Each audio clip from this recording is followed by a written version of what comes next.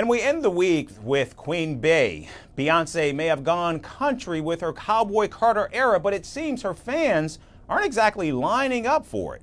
With less than 2 weeks to go before opening night in Los Angeles, thousands of seats remain unsold, over 3,200 on the first night alone. And the resale tickets are dropping to as low as $35. Even her final show in New Jersey, added due to quote-unquote high demand, still has more than 5,500 tickets still available. So what went wrong with the tour that was supposed to be the next renaissance? Here's more from what's happening on the ground. The sweet sound of a pre-sale code dropping into your inbox. A digital love letter from your idol. Dreams of glittering arenas, cowboy hats, and Queen Bey herself singing country ballads just for you. What could possibly go wrong? Apparently, everything. Especially if you're among the thousands who paid top dollar for Beyonce's Cowboy Carter Tour, only to watch ticket prices nosedive faster than a lasso at a rodeo. It turns out Beyonce's latest gamble, her big, bold country pivot, isn't quite galloping into arenas the way her team had hoped. With just days to go before the Cowboy concert kicks off in Los Angeles, tens of thousands of seats reportedly remain glaringly vacant on Ticketmaster's seating chart. According to reports, the opening night in Los Angeles still has over 3,000 unsold spots. Even more brutal, the final 2 nights in LA are looking equally desolate, with more than 3,800 seats up for grabs per show. And it's not like the East Coast is riding to the rescue. MetLife Stadium, Beyonce's supposed victory lap in New Jersey, has more than 5,500 tickets still sitting unsold.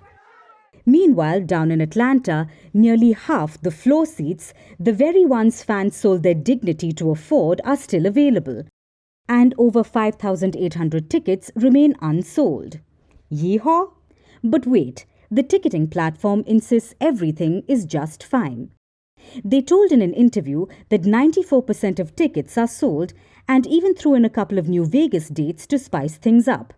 This is after the site crashed when the tickets went live for sale in February. But these numbers feel shaky, especially when fans on social media are posting receipts literally.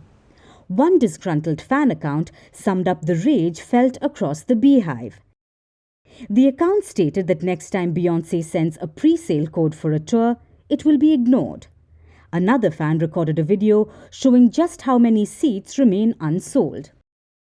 Resale tickets have plummeted to a reported measly $35. That's barely enough for a Beyonce-branded tote bag.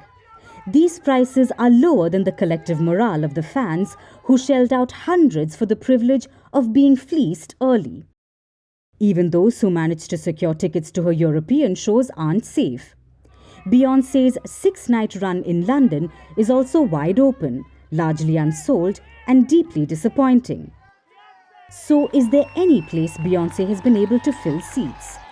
Well, Queen Bey fans in Paris have not left any seat empty.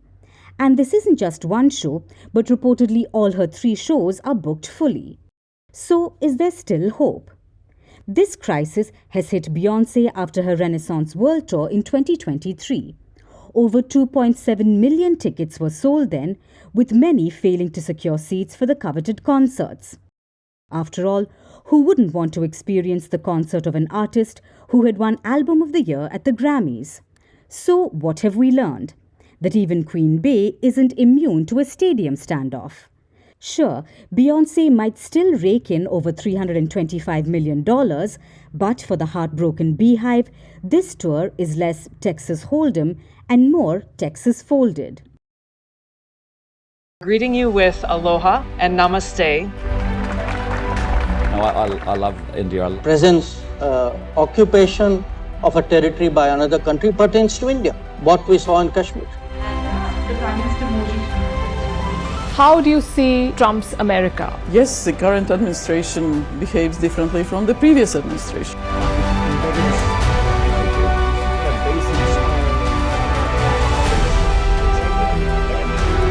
Are you saying that there are foreign powers who are trying to bring down the current government in Syria? Exactly. Bluntly, Iran, maybe Russia too. Prime Minister Modi committed to South-South, cooperation. Not over 50%. Is Ukraine prepared to pay the price for that peace? No compromises at the cost of territorial integrity and sovereignty.